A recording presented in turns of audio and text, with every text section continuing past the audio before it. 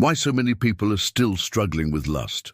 I think there's a few reasons for this. The first one is we live in a hypersexualized world. So basically, we're surrounded by things that turn us on all the time, whether it's Instagram models or just the way that people dress or music, movies, TV shows.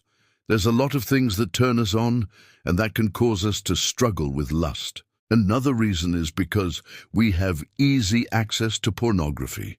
And as you guys know, if you watch my other videos, I'm not a fan of pornography. I think it does a lot of harm to people, and it causes a lot of problems in relationships. But the main reason why people are still struggling with lust is because they don't understand what lust is.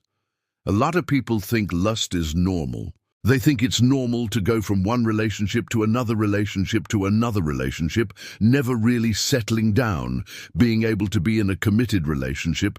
They think that's normal. A lot of people think having lots of sexual experiences is normal. And they think, oh, if I'm having lots of sexual experiences, then that means I'm living life to the fullest. That means I'm experiencing all that life has to offer. I'm not really settling down. I'm being spontaneous. There's nothing wrong with that. Well, actually, there is something wrong with that, because when you're constantly lusting after people and you're never really satisfied, you're never really fulfilled, and you're constantly seeking that next sexual experience, you're going to be miserable. Your relationships are going to fall apart. You're going to have a lot of pain. You're going to have a lot of heartache. You're going to feel empty inside. So what do most people do when they feel empty inside? They seek out sex.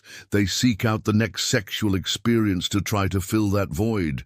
But that's never going to happen. The only way to stop feeling that way is to get help, to go to therapy, to work on yourself, to take responsibility for your actions, to understand that you are worthy of love, you are worthy of connection, and to stop seeking love and connection in all the wrong places. I'm not saying that having sex before marriage is bad. I'm not saying that having lots of sexual experiences is bad.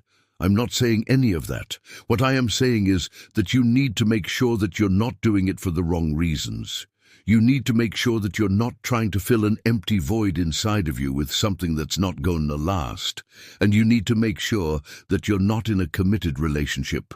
And you're cheating on that person because that's not okay. That's not cool. That's hurtful. It destroys families. It destroys trust. It destroys love. If you liked this video, please like the video. If you didn't like this video, that's okay. If you have a different perspective, leave a comment down below, because I always respond to comments and I always engage with people who leave comments. So if you have a different perspective, let me know.